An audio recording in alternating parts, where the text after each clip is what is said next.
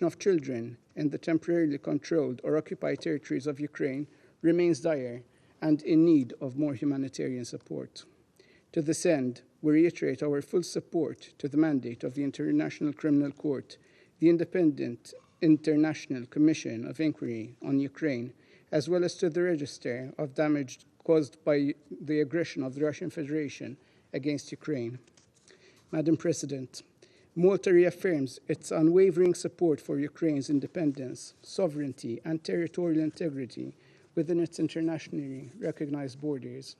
We will continue to support Ukraine and its right to defend itself in accordance with Article 51 of the UN Charter, as long as this unjustified and unprovoked war of aggression continues. A comprehensive, just, and lasting peace is urgently needed. We support the current momentum for Ukraine's peace plan, and we call on all members to spare no effort to build the broadest possible international support for it to materialize. The Russian Federation can end this war by withdrawing all its troops from the entire territory of Ukraine. As we focus all our efforts on peace, we should never lose focus on the responsibility that we have to protect our multilateral system, uphold the UN Charter and international law. I thank you, Madam President. Je remercie le représentant de Malte. Je vais maintenant faire une déclaration en ma qualité de représentante de la Suisse. Et comme mes collègues, je voudrais remercier le sous-secrétaire général Jenka de son intervention. Chers et chers collègues, alors que nous approchons à grands pas le sombre cap des 1000 jours d'agression militaire de la Russie contre l'Ukraine, l'impact profond que cette guerre a sur la vie de la population civile nous est rappelé chaque jour. Comme nous l'avons entendu aujourd'hui, le mois dernier a connu le plus grand nombre de victimes civiles cette année. Cela confirme une tendance préoccupante des derniers mois, l'augmentation significative du nombre de victimes civiles et des dommages causés aux infrastructures civiles. La Suisse condamne l'agression militaire de la Russie contre l'Ukraine. Le nombre élevé d'attaques touche particulièrement les communautés proches de et sur la ligne de front dans les régions de Donetsk, Kharkiv, Odessa et Zaporizhzhia est alarmant. Une destruction conséquente qu'elle cause aux habitations, aux écoles, aux hôpitaux et aux autres infrastructures civiles, y compris les systèmes d'énergie, doivent cesser. Outre leur coût humain, ces actions entravent les réponses humanitaires, these actions obstruct humanitarian responses, create new waves of displacement, and pose risks for vulnerable populations, especially as winter approaches. The intensification of attacks on civilian port infrastructure and vessels also has a direct impact on global food security. Nous restons également préoccupés par la We sûreté also et la remain sécurité concerned des installations about the nucléaires, safety en and security particulier of par nuclear celle de la facilities, centrale in nucléaire particular de that of the Zaporizhzhia, Zaporizhzhia qui sont mises en nuclear péril, power plant, entre autres, which are par les endangered attaques by, among continues other contre things, the l'infrastructure ongoing énergétique attacks on ukrainienne. Ukraine's energy La infrastructure. Suisse continue de soutenir Switzerland l'Agence continues to internationale de support the l'énergie International Atomic atomique dans son Energy travail Agency critique en in Ukraine. its critical work in Nous Ukraine. rappelons que les attaques dirigées contre des We civils ou reiterate des that biens de attacks caractère against civil civilians sont or civilian interdites. objects are Toutes les prohibited. parties doivent All respecter parties strictement le droit must international strictly humanitaire, respect en international particulier humanitarian les law, règles in relatives à la particular the conduite des rules on the hostilités, conduct of et hostilities, assurer la and protection de la ensure the population protection of the civile civilian ainsi que le population, respect des droits as humains. well as respect for Nous human appelons rights. également toutes les parties We once à again garantir call le on traitement humain all de tous les parties to prisonniers de guerre Russia to dans le immediately plein cease all respect du hostilities droit and withdraw its international troops humanitaire. from the entire Nous territory nous of félicitons Ukraine. de l'échange We récent de welcome the 190 recent prisonniers de exchange guerre of et exprimons l'espoir 190 que d'autres prisoners of échanges war, and we suivront. hope that other exchanges will Nous appelons follow. une fois de We plus once la Russie again à cesser call on Russia immédiatement to toutes les immediately cease all hostilités hostilities et à retirer ses and troupes withdraw de its l'ensemble troops du from the territoire entire ukrainien. territory of Ukraine. La Suisse réitère en outre Switzerland sa further consternation face reiterates à its l'apparente dismay poursuite et at the apparent intensification du soutien continuation and extérieur intensification à l'agression of militaire external menée par support la Russie for en Russia's military contravention des aggression, résolutions de in ce contravention Conseil of the sur la Council's resolutions on non-prolifération. non-proliferation. Excellences, pour Excellencies, faire face aux to conséquences address profondes de the cette guerre, far-reaching une consequences of réponse this war, a internationale coordonnée est coordinated international nécessaire. response is Nous needed. pouvons tous We y can contribuer. all contribute to La this. Suisse le fait à 3 niveaux, Switzerland is doing so l'établissement on d'un 3 processus levels, de paix, la establishing a peace reconstruction process, et la reconstruction, réponse aux besoins and urgents de la responding to the urgent population, needs of the y compris population, par le biais de including l'aide through humanitaire. humanitarian aid. La Ukraine Mine The Ukraine Mine Action Conference, jointly organized by Ukraine and Switzerland last week, is part of this commitment. As our President said, and I quote, "Living in peace also means being free from the fear of mines and remnants of war." Those not only pose an immediate threat to people, they also render agricultural land unusable, affecting food security not only in Ukraine, but also worldwide. We thank all the delegations who joined us in Lausanne and who are contributing to the long-term effort. With the final document of the conference, we have committed ourselves to collective action in this regard. As a member of the Security Council, Switzerland believes that this body has a responsibility and a duty to respond to the widely shared call for a just and lasting peace in Ukraine. We reaffirm our commitment to supporting peace efforts based on international law and the UN Charter, in particular the principles of territorial integrity and sovereignty. Switzerland continues to support the Secretary-General in the search for a peaceful solution and remains ready to contribute to all measures aimed at promoting peace in accordance with the UN Charter. I thank you. I resume my function as President of the Council. I now give the floor to the representative of Ukraine. Le représentant des États-Unis a demandé la parole. The representative of the United States has requested the floor to make a further statement. I give him the floor.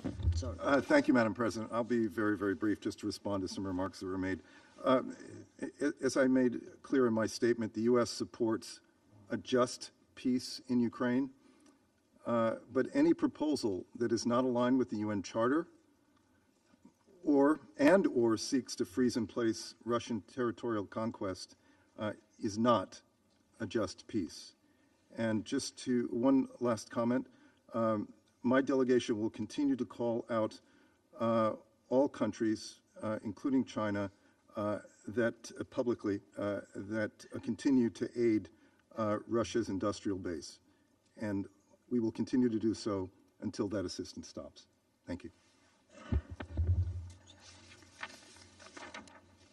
Le représentant de la Chine a demandé à faire une autre déclaration. Je lui donne la parole. I give them the floor.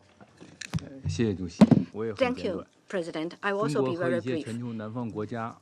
China and some Global South countries have launched the group of Friends of Peace that is for one purpose only, that is early peace in Ukraine and early restoration of peace in Europe. I hope that the U.S. representative and others will correctly understand the intention of China's efforts and that of other countries and will participate in our efforts. Thank you. États-Unis a demandé la parole pour faire une autre déclaration. Je la lui donne encore une fois. I give the United States the floor once more.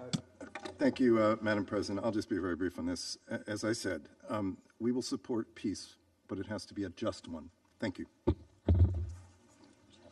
Le représentant de la Chine a demandé la parole pour faire une autre déclaration. Je la lui donne encore une fois. Thank you, President.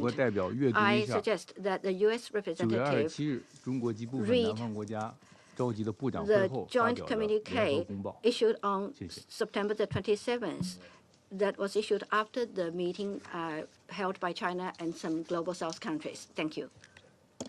J'aimerais maintenant donner la parole au représentant de l'Ukraine. Well, thank you, Madam President. Distinguished members of the Security Council, Assistant Secretary Yencha, I would have recognized here Putin's copper regime in the permanent seat of the Soviet Union if he had not run away as a cheat who had told a pack of lies.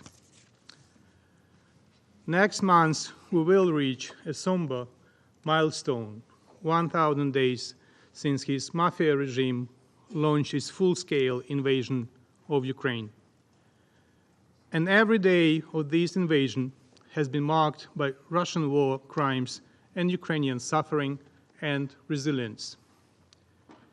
Every new day of the Russian crisis is a new blow to the prospects of a peaceful and secure future for the globe, not only because Russia strikes Ukraine, but also because it serves as a role model for other rogue states. Russia persists in escalating its missile and drone terror. Month after month, Russia sets new records in killing and destruction. The September saw the highest number of civilian casualties in 2024.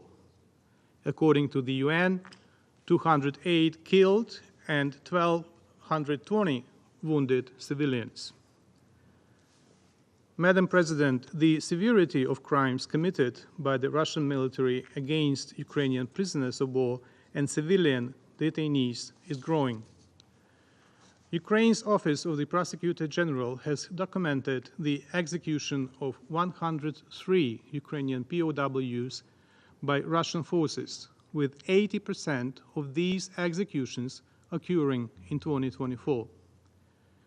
In October, at least 2 cases of mass murder of Ukrainian POWs have been recorded. Near Pokrovsk, Donetsk region, Russians killed 16 Ukrainian POWs. Just several days later, on October 10, Russian military forces shot 9 unarmed Ukrainian soldiers near the village of Zeleny Shlях in the Kursk region. Not only soldiers, but Ukrainian civilians to continue be killed in Russian captivity. On October 10, it was revealed that Ukrainian journalist Victoria Roshchina, illegally detained by Russia in the temporarily occupied territory of Ukraine in August 2023, lost her life in a Russian prison. Evidence of widespread and systematic torture by Russia against Ukrainian civilians and POWs were recently reported by the UN Independent International Commission of Inquiry on Ukraine. These acts of torture follow consistent patterns across different locations, including a coordinated and officially sanctioned practice. Madam President, being unable to block the navigation to and from Ukrainian Black Sea ports, Russia has intensified its attacks on civilian vessels and port infrastructure. In the past 3 months, nearly 60 such terrorist attacks have taken place, killing or injuring 79 civilians and damaging or destroying nearly 300 infrastructure facilities and 22 civilian vessels. In one of the latest attacks on October 7, a Russian missile struck a civilian ship under the flag of Palau, killing 1 and injuring 5 people. On October 9, Russia attacked a port in the Odessa region with a ballistic missile, hitting a container ship registered in Panama, which carried 45 containers of packaged sunflower oil.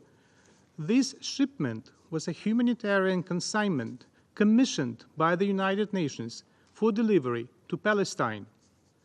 As a result of the missile attack, at least 8 people were killed and 11 injured. Putting an end to Russia's occupation and missile attacks on our ports would significantly increase our ability to supply food to the global market. Madam President, due to Russia's relentless shelling and deliberate destruction of power generation, especially in frontline regions, the situation there has worsened drastically. On October 15, the governor of Kharkiv Oblast announced the mandatory evacuation of residents in Kupiansk and nearby villages, which have been left without electricity, heat, and water due to Russian shelling. Ensuring nuclear safety and security remains one of Ukraine's top priorities. Coupled with the threats posed by Russia's ongoing occupation and militarization of the Zaporizhzhia NPP, its continued attacks on Ukraine's energy infrastructure produce serious risks to the safety and security of our nuclear facilities. Missile and drone strikes on energy installations jeopardized the power supply needed to maintain critical cooling systems at nuclear power plants. In turn, disruptions to the power supply for extended periods pose serious challenges to the safe operation of nuclear reactors, potentially leading to a dangerous overheating. Russia is planning attacks on Ukraine's NPPs and critical substations, aiming to disconnect the plants from the power grid. I call on all states to take a strong stance to prevent such a scenario, as it could severely increase the likelihood of a nuclear disaster. Madam President, the military alliance with the DPRK exposes several truths about Russia. Let's start with this very chamber. Protecting its accomplice, Russia has undermined the monitoring mechanism for sanctions compliance. This has once again proved that the mafia regime in Moscow has nothing to do with the purpose for which the Security Council exists. Another truth is that all of Russia's might is a bluff. It's a gas station with a nuclear bomb. Since 2023, Pyongyang has been supplying weapons and munitions to Moscow, including ballistic missiles, in violation of multiple Security Council resolutions. In fact, the DPRK has become the main supplier of ammunition to Russia, thus fueling and prolonging its war against Ukraine. This is yet another blow to the myth of the second army of the world, the army which is in reality is begging from global outcasts not only for weapons but also for manpower. According to publicly available information, approximately 11,000 DPRK infantry troops are currently being trained in Russia's east. These troops are expected to be ready for war against Ukraine by November 1st. Whereas at the beginning of the invasion, most Russian citizens killed in the war were from indigenous peoples and other non-Russian ethnic communities, now Moscow headhunts impoverished citizens from third countries, once again exposing the deeply racist, neo-colonial nature of its regime. Although the example of the DPRK is the most striking, we should not forget about Russia's attempts to deceitfully recruit people from African and Asian countries, not only for combat operations, but also for work in military industries. For instance, as reported by the media recently, the Indian Foreign Ministry acknowledged they are pressing Russia for the discharge of all Indian nationals remaining in the Russian army. Madam President, the outcome of Russia's war against Ukraine will decide whether the world will plunge into more wars. This global threat requires a global and ambitious response. That is why last week President of Ukraine, Volodymyr Zelensky, presented the victory plan that consists of 5 very concrete points. And let me now unweave the Russian tapestry of lies about the plan. Its first point is indeed an invitation for Ukraine to join NATO. This will become fundamental for peace and serve as a signal to the Russian dictator that his geopolitical calculations have failed. Russia should not be allowed to further exploit geopolitical uncertainty in Europe. The second point is defense. It implies the irreversible strengthening of Ukraine's capabilities in face of the aggressor.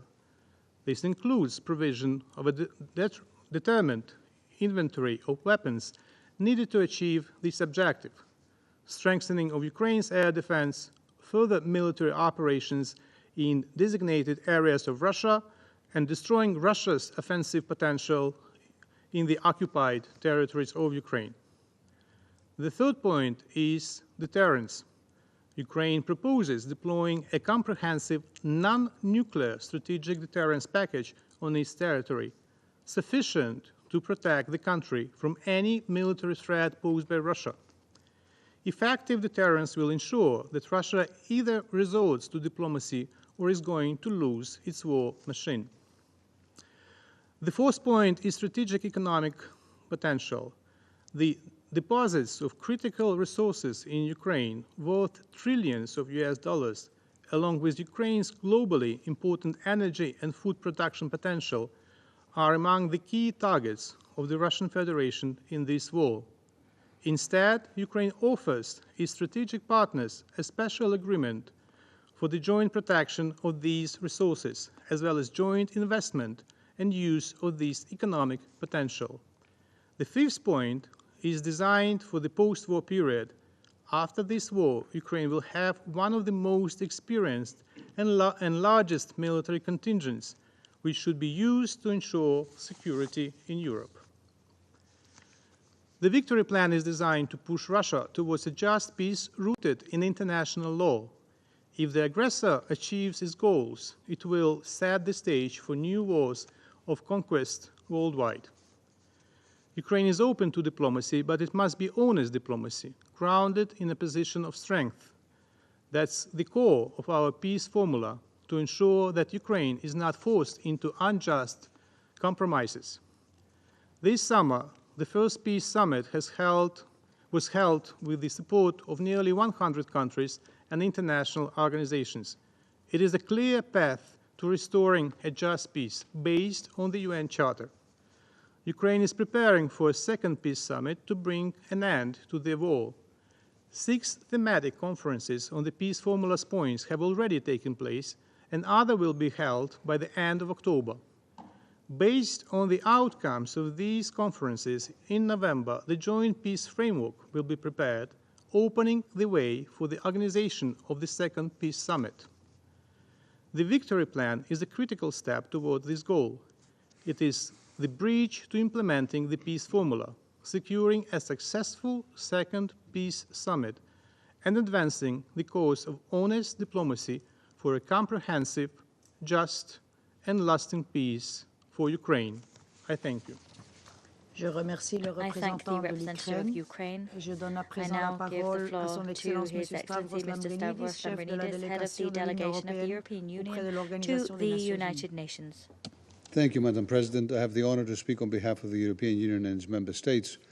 The candidate countries North Macedonia, Montenegro, Ukraine, the Republic of Moldova, Bosnia-Herzegovina, and Georgia, as well as Andorra, Monaco, and San Marino, align themselves with this statement.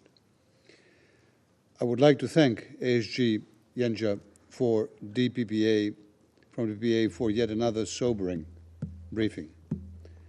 As we approach the 1,000th day mark of Russia's war of aggression, its civilian toll becomes even more deplorable. The Office of the High Commissioner for Human Rights has documented a 45% increase in civilian casualties in June, July, and August compared with the previous 3-month period. A shameful trend that continued into September. At the same time, we are continuing to witness a systematic and deliberate campaign by Russia to target Ukraine's civilian infrastructure, in particular its energy production and transmission capacity. Ukraine has lost 70% of its pre-war electricity production capacity under a very clear Russian plan to weaponize energy against the development needs of Ukraine and the most basic human needs of its people in violation of international law.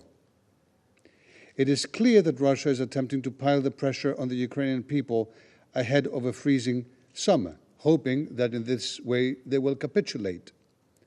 We repeat our call on Russia to immediately halt its war of aggression, including its unrelenting strikes against Ukraine's civilian and civilian infrastructure.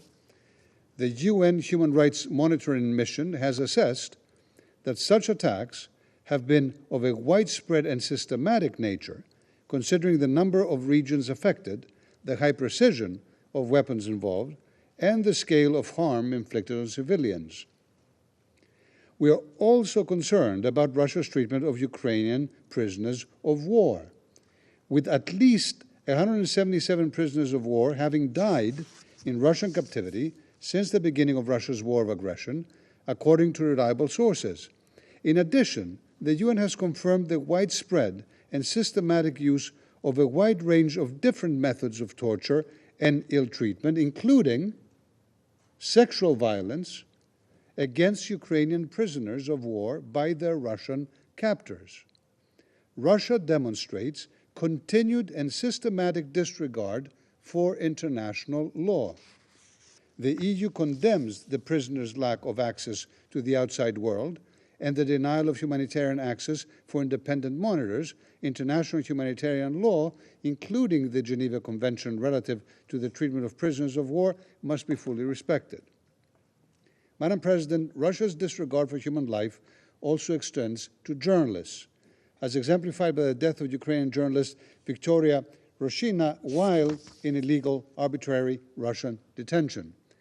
The EU remains deeply concerned about Russia's ongoing harassment, intimidation, and violence against journalists and media workers, covering war zones and front lines, also through the issue of international arrest warrants.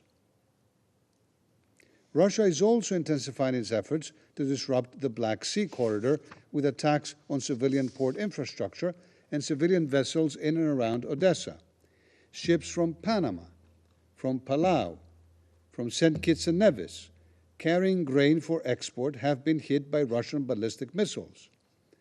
In other words, Russia continues to weaponize food and deliberately undermines global food security.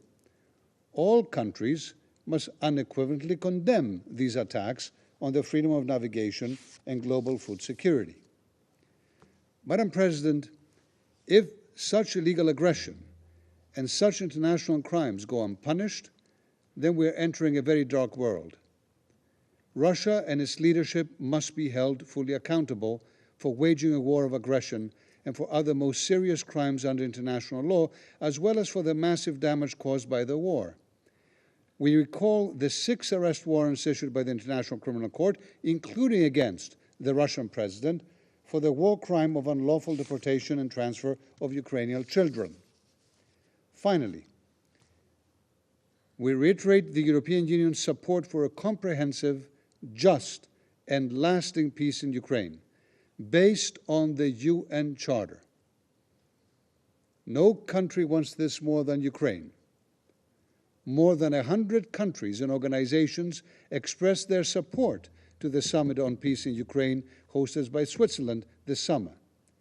To this end, Russia, the aggressor, must withdraw all its troops from the entire territory of Ukraine. Any serious proposal for peace must be based on the UN Charter and international law, as clearly laid out by the UN General Assembly in its own resolutions.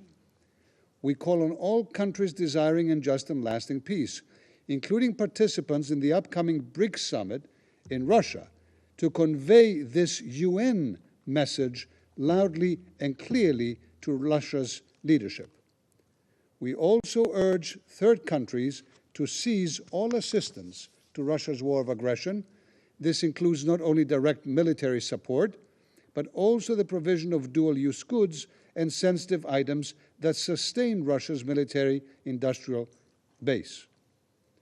Madam President, I close by reaffirming that we will continue to support Ukraine and defend the UN Charter in response to Russia's aggression, and we will do so for as long as it takes. Thank you.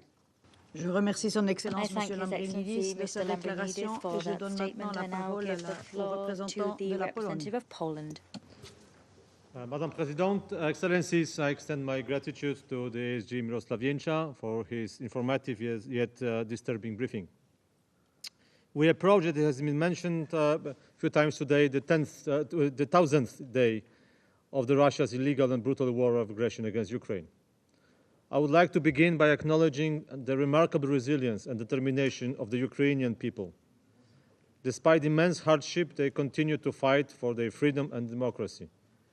This is also evident in the country's progress in implementing a wide range of reforms on its European and Euro-Atlantic path. Russia's indiscriminate assaults show no signs of abating. It continues to launch heinous air strikes targeting Ukraine's energy grid and critical facilities, including nuclear ones, with the aim of destabilizing the economy and society. Ukrainians are suffering from deliberate and targeted attacks on civilian infrastructure, including hospitals, schools, and kindergartens. Civilians are the targets of the Russian aggression. The Kremlin's main goal remains unchanged: to cause widespread power outages and exacerbate the humanitarian crisis during the winter, ultimately aiming to provoke a large humanitarian crisis. Madam President, Poland urges Russia to immediately cease its aggression against Ukraine and stop violating international law, including international humanitarian law and human rights law, and to stop disseminating disinformation, as we also heard today with the false quotations. We are gravely alarmed about the recent agreements and developments of the other states' support for Russia's war efforts in Ukraine and military assistance to the aggressor. We condemn the transfer of weapons to Russia, the belligerent state, in the strongest possible terms. Poland resolutely advocates for accountability for all violations. We endorse the efforts of the UN Independent International Commission of Inquiry on Ukraine, the International Criminal Court, the investigative initiatives led by the European Union and the Council of Europe's work to establish a future compensation mechanism. We support a peace initiative that is firmly grounded in the international law, particularly the UN Charter. Achieving a lasting peace necessitates the rejection of the notion that borders can be altered through the use of force.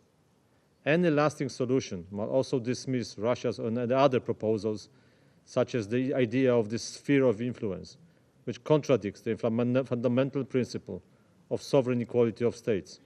Such a concept is a dangerous and outdated colonial relic that must be rejected. In conclusion, Madam President, Poland reaffirms its unwavering commitment to the Ukrainians' defense of its sovereignty and territorial integrity. The Ukrainians' peace initiatives constitutes the only roadmap to a just and enduring peace. It is time for Russia to heed the call of the international community, cease its aggression, and withdraw its forces from illegally occupied Ukrainian lands.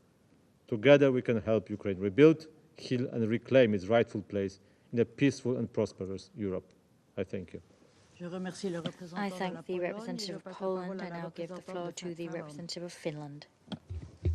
Madam President, I have the honor to address the Council today on behalf of the Nordic countries, Denmark, Iceland, Norway, Sweden, and my own country, Finland. We thank the Presidency for the opportunity to address the Council and extend our appreciation to Assistant Secretary General Jenca for his briefing. It has been almost 1,000 harrowing days since Russia brought the horrors of war back to Europe with its full-scale invasion of Ukraine, and it is 10 years since its illegal annexation of Crimea. This blatant violation of the United Nations Charter has resulted in the largest displacement of people in Europe since World War II, with close to 7 million refugees in the continent and beyond, and 3.7 million people displaced inside Ukraine. Madam President, Russia wages a reckless war against civilian population and civilian infrastructure in Ukraine. The UN estimates nearly 38,000 civilian casualties. The military casualties affect entire generations of Ukrainians. Russia's massive attack against Ukraine's energy infrastructure have further exacerbated humanitarian needs, and Russia's activities around Zaporizhzhia power plant have raised the risk of a nuclear incident. Ukraine has every right to defend its independence and sovereignty against foreign aggression. This inherent right of all nations is enshrined in the United Nations Charter. Russia's war of aggression against Ukraine concerns us all. People far from the battlefields all across the globe feel its effects in food, fuel, and energy prices. In the last few weeks, Russia has intensified its attacks on civilian port infrastructure and civilian vessels in the Black Sea corridor. Yet above all, we all must ask ourselves the following. What is left of our respect for the United Nations Charter if we let borders be redrawn by force? If there is no accountability for ruthless aggression and grave violations of international law? By supporting Ukraine, we are defending international law, including the United Nations Charter. We cannot let grave violations of it go unchecked, not in Ukraine, not anywhere in the world. It is in the direct interest of all of us. The Nordic countries reiterate their support for Ukraine's peace formula as a basis for a comprehensive, just and sustainable peace. Eventual peace must be firmly rooted in the United Nations Charter. All nations, big and small, are invited to contribute to efforts that can lead to a comprehensive, just and sustainable peace. It is up to Ukraine to define when and on what basis a future peace process should be conducted. The Nordic countries will support Ukraine and the Ukrainian people as long as it takes. Thank you, Madam President. Je remercie la représentante de la Finlande et je passe la parole au représentant de l'Estonie. President, I have the honor to speak on behalf of the three Baltic states, Latvia, Lithuania, and my own country, Estonia. We align ourselves with a statement of the European Union. Let me add a few elements. President, let me start by thanking ASG Yencha for his useful briefing. The list of Russia's violations and crimes committed in Ukraine continues to grow with every passing day. Contrary to the calls of the states represented at this table for de-escalation, the statements and actions by Russian leadership indicate that these calls fall on deaf ears, as exemplified by recent Russian attacks against Ukrainian port infrastructure in Odessa and against civilian vessels, some of which were carrying grain, including to Palestine. I stress once again that Russia's actions are violating the principles of the UN Charter and are not compatible with its Security Council permanent membership obligations. Russia's attempt to derail the pact for the future during the UN High-Level Week, including all of our priorities for the revival of multilateralism, is yet another stark reminder that Russia is a threat to global peace and security. In addition, allow me to make 3 points. First, Putin's announcement on the 25th of September on the revision of Russia's nuclear doctrine is a continuation of irresponsible nuclear rhetoric we have seen since the start of aggression against Ukraine. If Russia's leadership thinks that nuclear saber-rattling helps to facilitate a peaceful solution to this war, there is a far easier solution: end the war and military escalation and withdraw your troops from Ukraine. Second, the increasing involvement of Iran, the DPRK, and Belarus in Russia's aggression against Ukraine must stop immediately.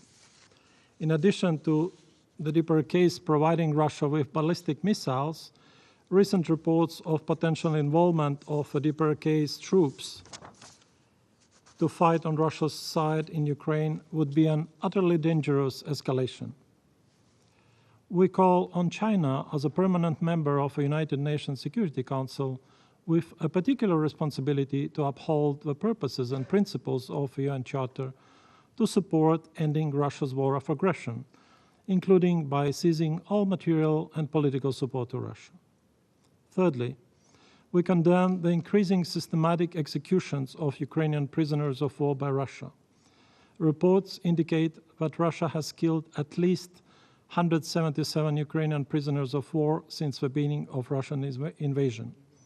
This abhorrent practice is another cowardly act, displaying Russia's complete disregard for international law, including international humanitarian law, particularly Convention Against Torture, and constitutes a grave breach of the Geneva Conventions. We also call on Russia to immediately free all detained Ukrainian civilians. President, we stand with Ukrainian people and reiterate our unwavering support to Ukraine's right for self-defense and Ukraine's sovereignty and territorial integrity within its internationally recognized borders. We call upon the UN membership to support Ukraine's peace formula, which is the only viable framework to secure a comprehensive, just, and lasting peace in Ukraine, based on principles of the UN Charter. I thank you. I thank the representative of Estonia. There are no more names inscribed on the list of speakers. The meeting is adjourned, and I wish you a pleasant evening. Thank you.